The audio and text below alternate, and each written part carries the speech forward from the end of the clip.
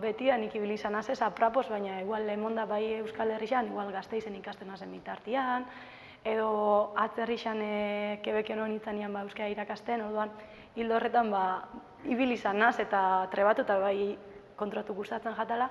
Eta gero Etxepare institutuan lektoretzak bai ezagunak nintxuan, ezagutzen eman jendia ibilitxakoa eta bar, baina egia esan deialdia etorria eta momentu baten ni pentsatzen nuen atzerrira jutia da euskara irakasteko gogo horrekaz juntauta pixkatxo bat holan izan zen.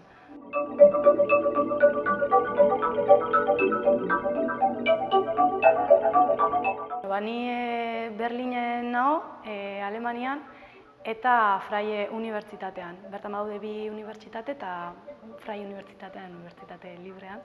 Eta lan egun bate nolakoa da, nik jardunaldi erdi bat etxen dut, orduan batez ere astean 3, 4 joatenaz, eta eskola ezberdina gaude batzuk hizkuntzakoak, han eskolak nahiko txikia dira, ez ditugu ikasle asko-askori pez, eta gero kulturako klaseak izate ditugu.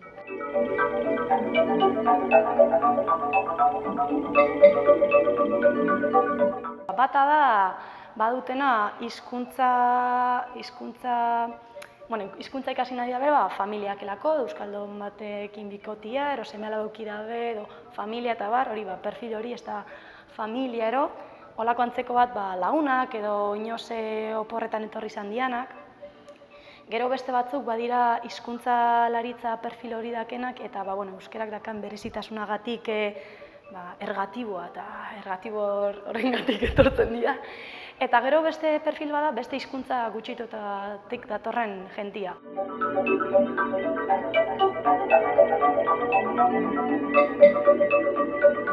Nik batez be saiatzen naz ikasliekin lantzen gaitasunak eurek usten duten euskara ikasteri euren kabuz lantzeko. Eta hortaz, bai biratzen dugu hizkuntzan tripak, euskarak zelan funtzionatzen daben zelan beste, eta gero bai askok horra datoz plus bat bezala, estra bat bezala, orduan saiatzen dugu pasatzen euskal musika ezagutzen, ez dakit bestelako gauza artegi lotutakoak, historiakin lotutakoak, orduan malabaretan ibiltzen ga, baina ondo.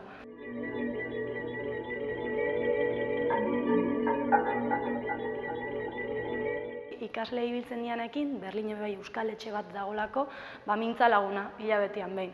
Eta horre batzen gara, hilabetean behin, euskara ikasi izan da benak, zindabizenak saretzeko. Ez dakit, pelikulak ere ematen dira, Berlinen aspalditik egiten da sinema astea eta bar. Bestelako ekitaldiak, unibertsitatean badagolako hizkuntzalaritza sailan eta bar, euskerak eremu horretan dituen aberastasunak edo jorratzeko hitzaldi akademikoak edo beste.